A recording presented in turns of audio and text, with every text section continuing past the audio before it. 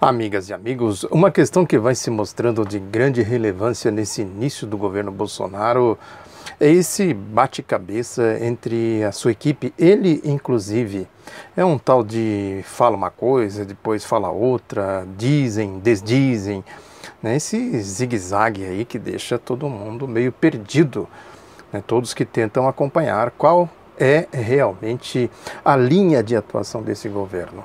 Eu já comentei aqui que isso pode ser aí marketing da divergência, o marketing da retórica, mas também tem o componente político que a gente precisa considerar. Isso certamente não agrada a sua base de sustentação, né?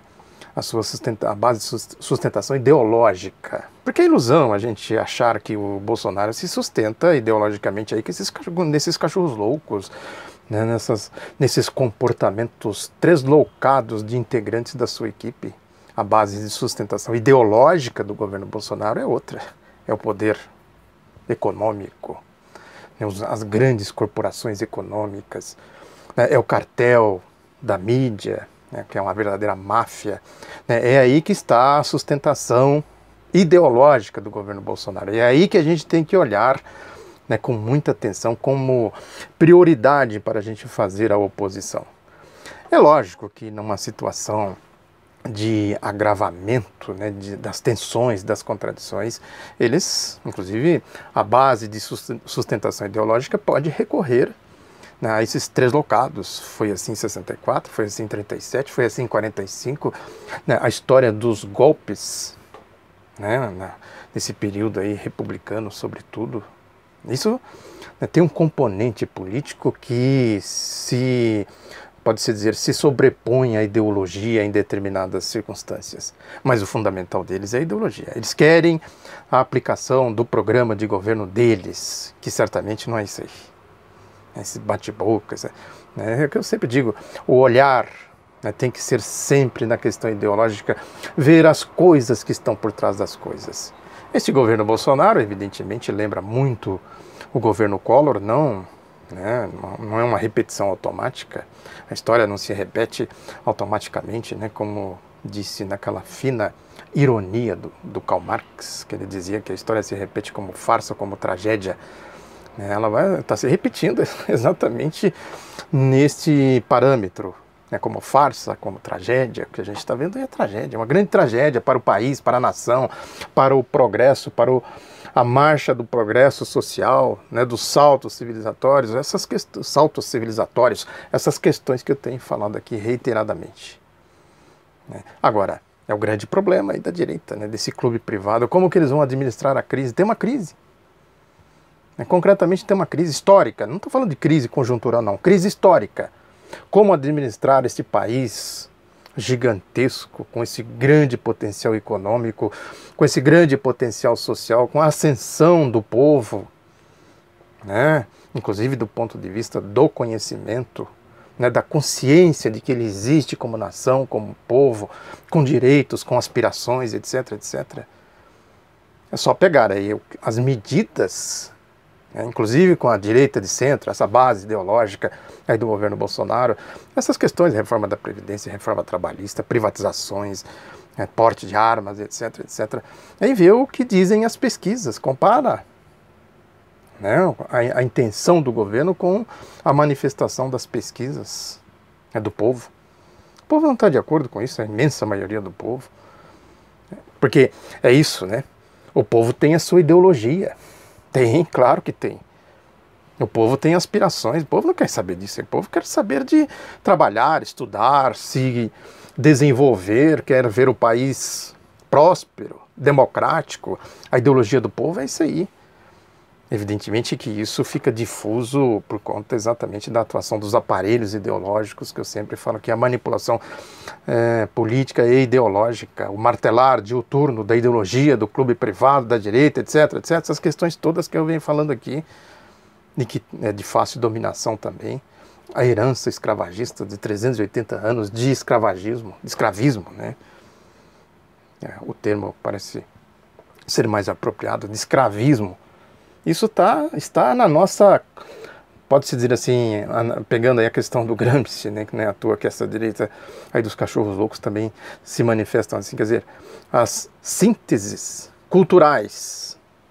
A população, o povo vai adquirindo consciência de que o racismo não é tolerável, o machismo não é tolerável, é inaceitável, né, esses comportamentos bestiais da direita, que é a base da ideologia da direita, a violência é intolerável, é inaceitável, o desemprego é inaceitável, o arrojo salarial é inaceitável, né, a retirada de direitos aí seculares é inaceitável, isso compõe a ideologia do povo, né?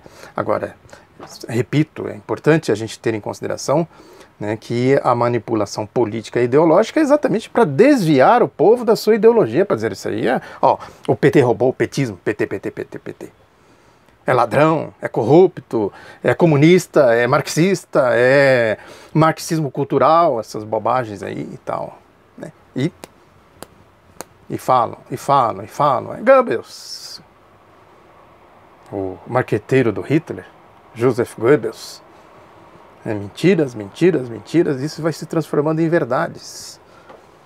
É a mentira transformada em verdade, a força da repetição é isso. A lógica deles é essa, só assim que eles conseguem sobreviver politicamente. O povo na escola, né, o povo com cultura, o povo com marxismo cultural, então, imagina.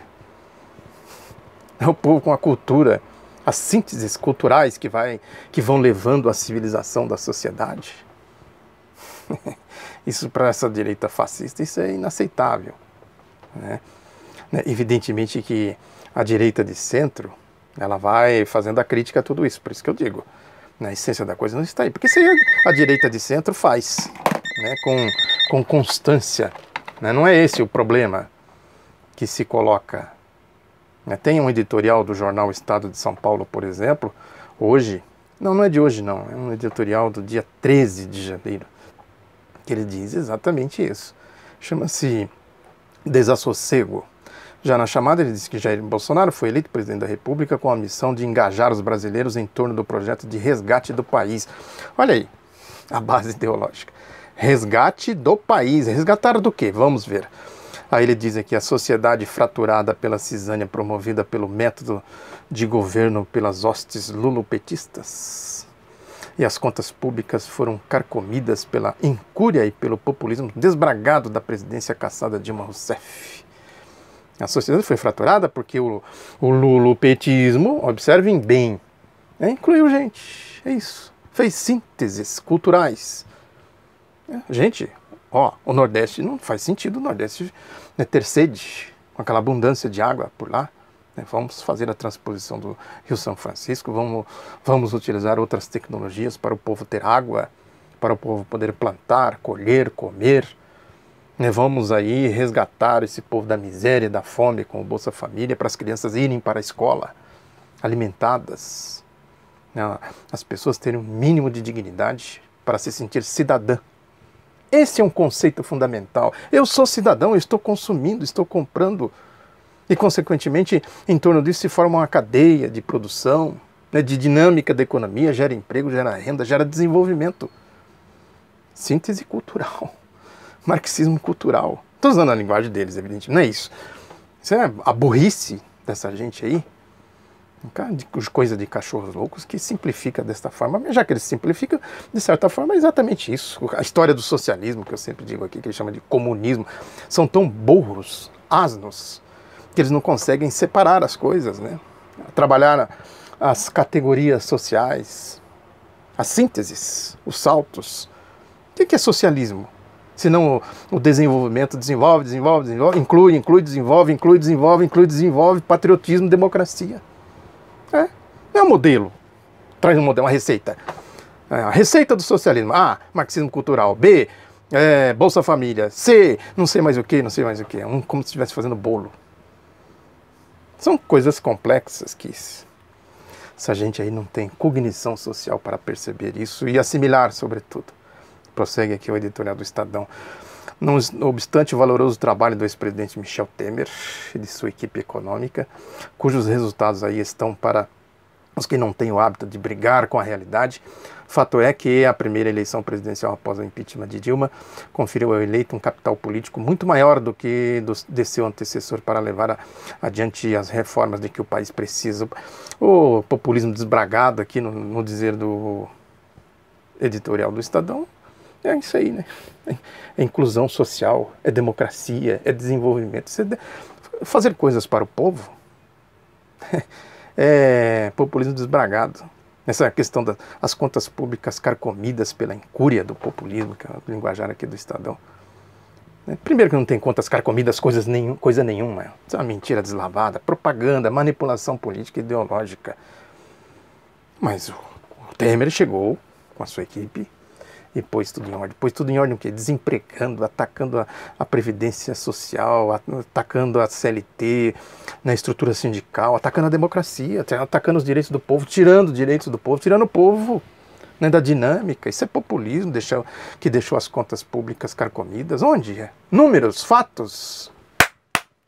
Não me venham com chorumelas, como dizia o Pedro Pedreira, lá da escolinha do professor Raimundo. Ainda prossegue aqui dizendo o seguinte, que Jair Bolsonaro foi eleito presidente da República com a missão de engajar os trabalhadores em torno do projeto de regar o país e tal, já falei, e seus desafios são imensos. O aval popular que recebeu das urnas para dar-lhe as soluções não foi menor. Era esperada, pois, a chamada lua de mel entre o presidente e a sociedade, encerrando o clima de disputa eleitoral e trazendo paz necessária para que o governo tivesse condições políticas para levar adiante projetos inarredáveis, alguns bastante impopulares, como é o caso da reforma da Previdência. O governo ainda não perdeu tais condições, mas poderá perder se não arrumar o prumo o mais rápido possível. Olha, faz logo a reforma da Previdência, faz logo a desgraceira que o Temer vinha fazendo, aí complementa isso logo. Esquece o resto, não, o lulopetismo começa a subir. A demarcação é clara, né? Lulopetismo, o que é o lulopetismo? O povo, né? Ao contrário do que se poderia supor, há um pesado clima de desassossego instalado em Brasília. Essa intranquilidade não é causada pela oposição desarticulada e perdida em seus propósitos, e tampouco pela imprensa, como alardeiam alguns membros do governo e pessoas muito próximas do presidente. Resulta de ações e inações que provêm do núcleo palaciano, que até agora não tem dado a impressão de governar, de improviso, como se não estivessem preparado para os problemas com os quais sabidamente teria de lidar. Uma série de episódios embaraçosos, para dizer o mínimo, canaliza a energia do presidente Bolsonaro e de membros do seu governo para infindáveis explicações e não para o trabalho que tem de ser feito. É exatamente o que eu falei, quer dizer, essas ações de Collor, é o que eu falei, né? Lembra, a história não se repete, né? Mas lembra muito. O Collor chegou lá com a empáfia daquela turma. Collor, presidente, não esse agora. Aquela empáfia, essa turma lá e tal, põe gente aqui, põe gente ali, não sei o que. Aí a crise se instalou, aí trouxe o super ministério, né, os empoados, né, gente aí da alta plumagem, das finanças, dos bancos, da tecnocracia e tal, né, vamos criar aqui o super ministério, tá, e deu no que deu. Aí trouxe quem? Fernando Henrique Cardoso, com a sua equipe lá, do Turma Dourada da PUC, do Malan e tal, que fez a desgraceira, né, sorrindo, como dizia o Brizola. O Brizola dizia, rico ri à toa. É porque ele faz tudo sorrindo, né? O Miguel Arraes dizia que ele está fazendo a mesma coisa que a ditadura militar fez. A diferença é que ele faz sorrindo. O Miguel Arraes disse isso, mas é a mesma coisa, a mesma lógica. Né? Collor, Fernando Henrique, ele dizia... Aí diz aqui o Estadão, até agora o país não sabe qual a proposta de reforma da Previdência que o governo quer apresentar ao Congresso, ou se haverá mudanças de alíquota do IOF, do Imposto de Renda. Sabe-se que meninos vestem azul, meninos vestem rosa, criticando aí e tal, né? Fala aqui do Lorenzoni também, esse pau de galinheiro aí da Casa Civil, né? Fala do Moro, do Hamilton Mourão, né? Vai falando aqui, quer dizer, o Hamilton Mourão com seu filho lá no Banco do Brasil, né? Diz que os ministros do Gabinete de Segurança Institucional, Augusto Heleno, e da Defesa, Fernando Azevedo e Silva, tiveram de contornar uma disparatada declaração do presidente Bolsonaro, em que manifestou disposição para ceder parte do território nacional para a instalação de uma base militar americana, um descalabro. Fala da sindicância no Ministério da Educação, essa questão dos livros didáticos e tal, da crise na Agência Brasileira de Promoção, Exportação e Investimento, a Apex, só não teve desfecho pior porque o novo escolhido para presidir o órgão foi o embaixador Mário Vilalva, um dos quadros mais competentes do Itamaraty. Tendo seu governo como epicentro de crises extemporâneas, cabe exclusivamente ao presidente Bolsonaro agir com presteza para resolvê-las, melhor ainda para evitá-las, assim poderá dedicar esforço à construção de um país melhor. Ele foi eleito para isso. Esse aí, ó, país melhor. Melhor para quem? Fazendo isso que eles estão pregando aqui? Agora, eles não querem saber, é isso aí, né? Não querem saber dessas confusões aí, a base de sustentação do Collor, do Fernando Henrique, do Bolsonaro, não é essa cachorrada aí, não. Os cachorros loucos, não é isso aí, não. A base é outra, eles querem, falando aqui do Temer, né? Monta uma equipe lá no Ministério da Fazenda, Banco Central, Petrobras e tal, né?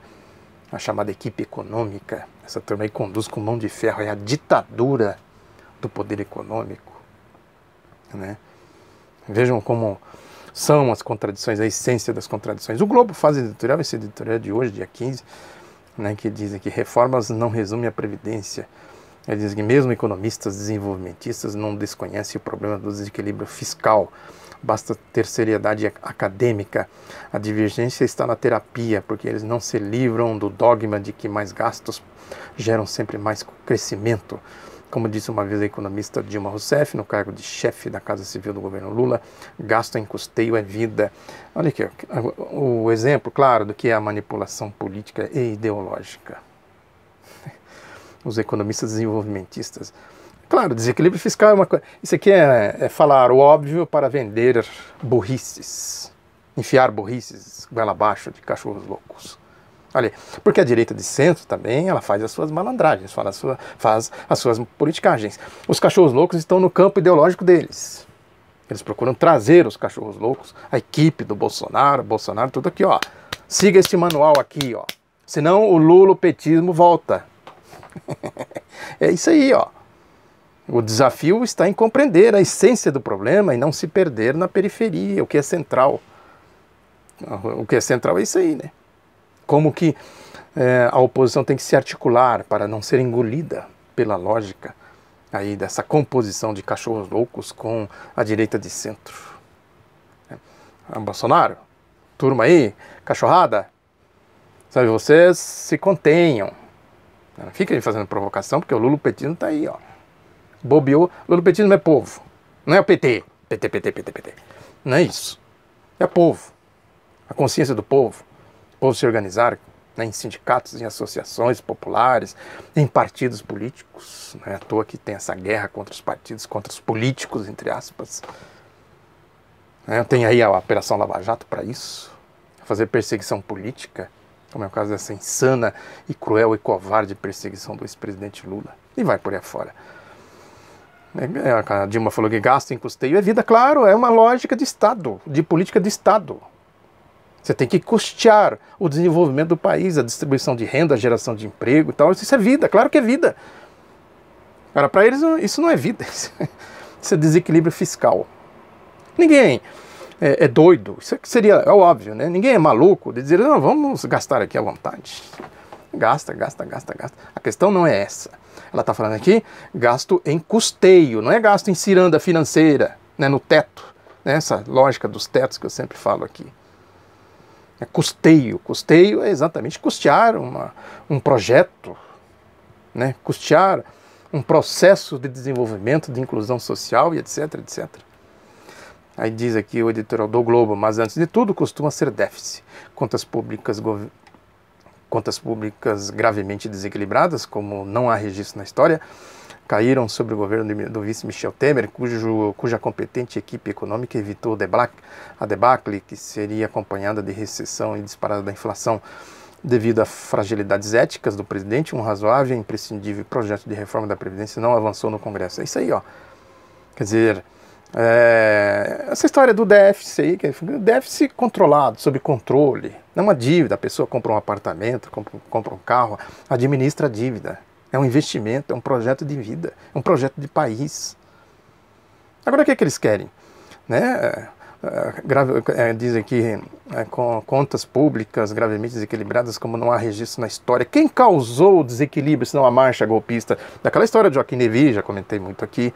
Depois chegou a turma aí. É o Collor. A história se repetindo como tragédia e farsa.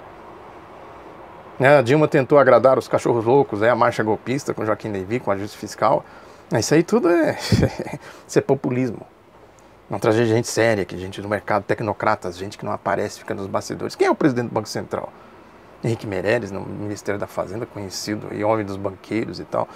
No governo Lula ele ficou sob controle ali e tal. Mesmo assim tinha suas tiradas, os seus avanços neoliberais e tudo mais. Aquela história do Palocci que trouxe ele, depois criou aquela situação, enfim. Agora no Michel Temer ele soltou a franga, como se diz popularmente, como diz o povo, né? E descambou aí para o ajuste fiscal. E é isso. É tirar dinheiro desse teto para jogar nesse aqui. A lógica, toda a lógica do sistema é isso aí. Ainda diz aqui o Globo: resta ao governo Bolsonaro fazer o serviço para dar um horizonte de crescimento ao país e esperanças a ainda 12 milhões de desempregados, pois é preciso acelerar o crescimento, daí ser estratégico desatar o nó fiscal, uma reforma da Previdência, uma previdência a tempos inadequada ao padrão demográfico de um país cuja população jovem começa a decrescer, mecanismo de indexação de despesas e um orçamento quase 100% engessado por vinculações. Isso aí, vinculações é gastos na saúde, na segurança, na educação, essas questões de infraestrutura, essas questões básicas do povo, da necessidade do povo. Tem que desvincular para fazer o ajuste fiscal. Dinheiro, ó o teto aqui, ó. A mão invisível do mercado com o cérebro dos neoliberais aqui, do Estado neoliberal, fazendo essa transferência de renda. Aí diz que tudo indica que se a reforma da Previdência também é vital, também há um trabalho a ser feito paralelamente a fim de conter fontes de gastos que funcionam de forma autônoma, que é conter gastos. Aí vai dizendo o que pode ser executado por meio de mudanças de legislações infraconstitucionais, sem necessidade do quórum qualificado exigido por mudanças constitucionais, mais fácil de executar e nem por isso pouco importante. Quer dizer, fazer leis, medidas provisórias e tal, tirando direito do povo. Tirando direito do povo.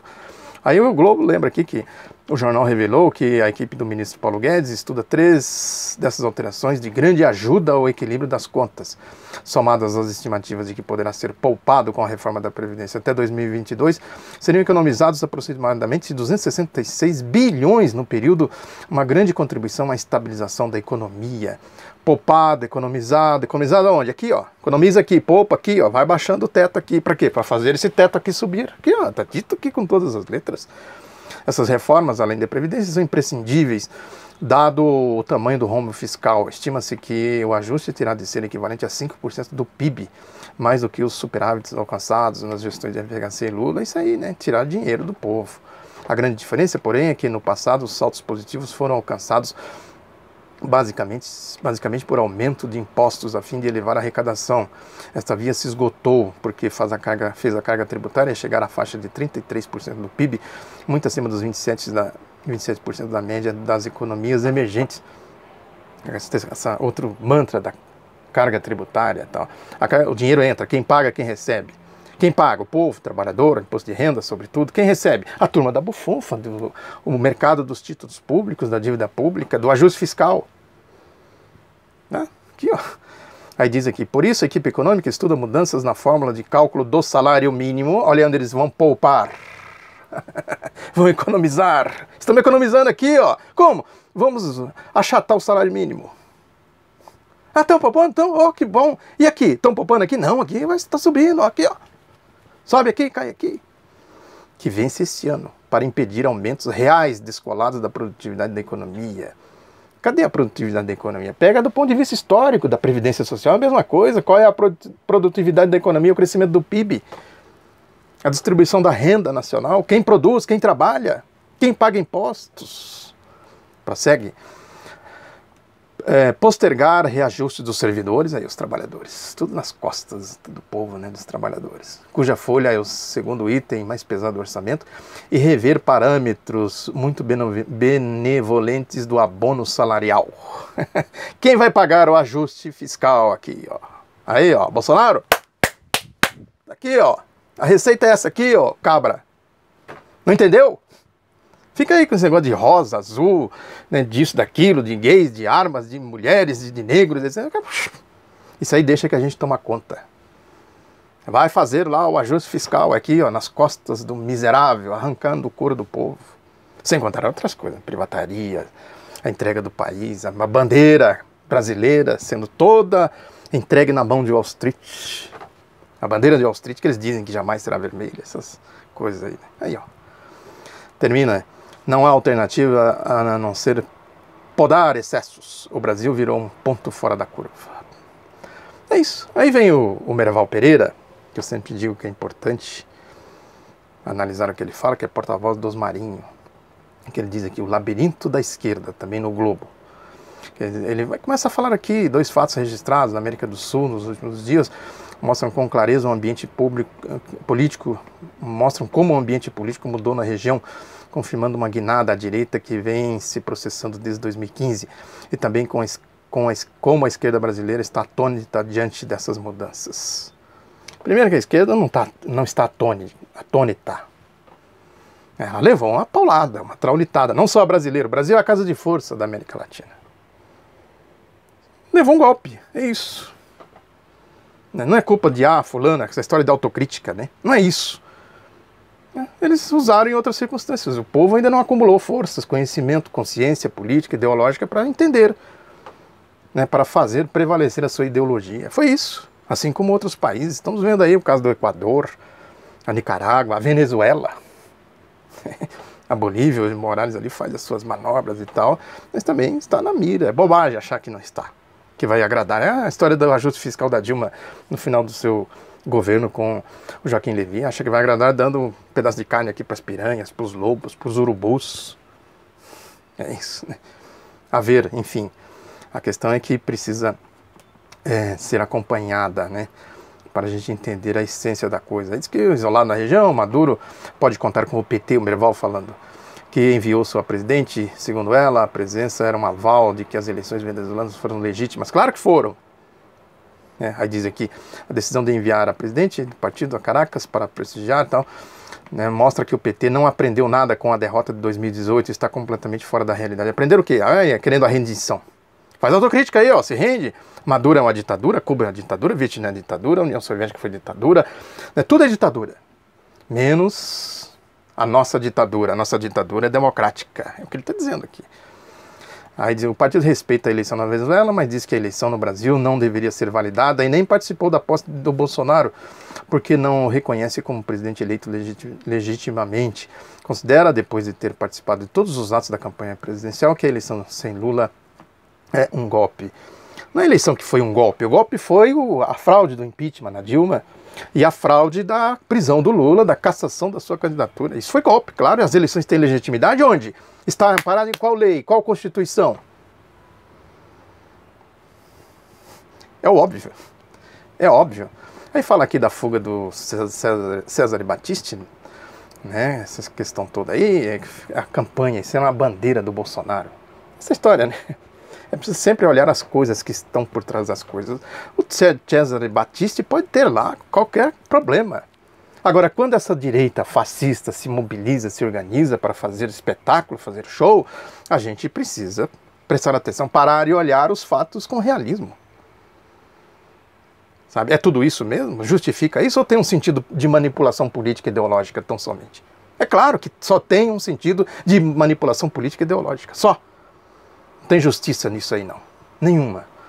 O processo todo viciado, a indústria da delação premiada, essas coisas da Lava Jato que eles trouxeram da Itália, é um processo viciado, né? É justiça política, né? Justiça de classe. Não tem um sentido aí da democracia, da civilização e outras coisas mais. Aí ele prossegue aqui dizendo isso, né?